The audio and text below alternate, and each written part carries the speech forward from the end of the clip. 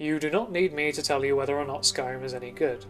It's the best-selling game in the Elder Scrolls series, it was one of the best-selling games of 2011, we all played it. Skip ahead 7 years, however, and we have the quote-unquote special edition. So rather than going through everything you already know, we'll take a look at the enhancements made to the special edition, and whether after 7 years, Skyrim still holds up enough to make a second venture. Bethesda boasts that Skyrim Special Edition brings the epic fantasy to life in stunning detail, and I'm already doubting their claims.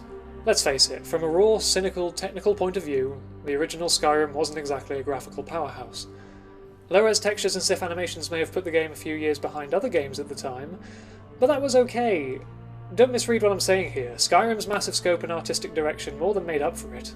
Okay, sure, when you got up close to a rock it looked like an awful blurry mess, but that was negated when you took a step back. You stood on top of the rock and took in the sweeping vistas of the vast world. Skyrim was a janky buggy mess, but it was a mess you could get lost in, with an incredible atmosphere and the freedom to explore any way you want. But now we have the special edition. And with 7 years to polish out those imperfections, it's a wonder that Skyrim 2016 is this unpolished. But the enhancements are the main selling point here, and they include volumetric lighting and god rays, dynamic depth of field, screen space reflections, and more.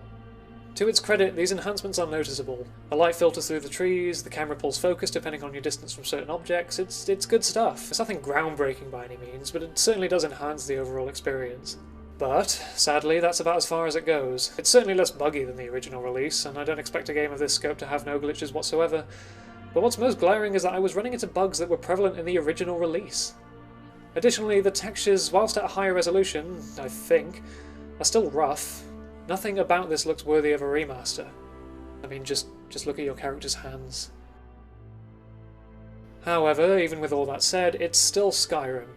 The level of freedom to explore is absurd. The amount of quests, secret areas, enemy types, towns, weapons, armor sets, skill sets, it's ridiculous. You'll find something new every time you play. And let's face it, the atmosphere is second to none.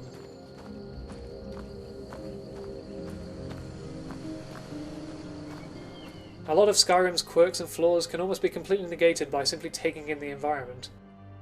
Wandering around, taking in the sights and the sounds as you explore at your own pace, it's your adventure, and the soundtrack just tops it all off.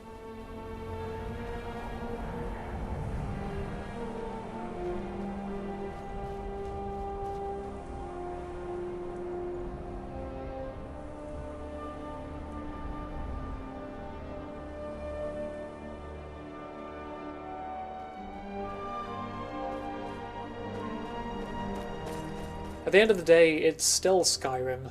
Enhancements or no, it's still a completely absorbing experience. Despite its shortcomings, you can easily lose yourself for hours on end. It's still Skyrim. The special edition is still a hard sell if you still own the original version.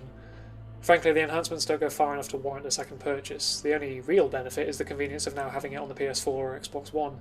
However, if you've still never got around to playing Skyrim, I'd recommend the special edition. Just be aware that what you're buying is, frankly, an unwarranted remaster. But even then, it's still Skyrim.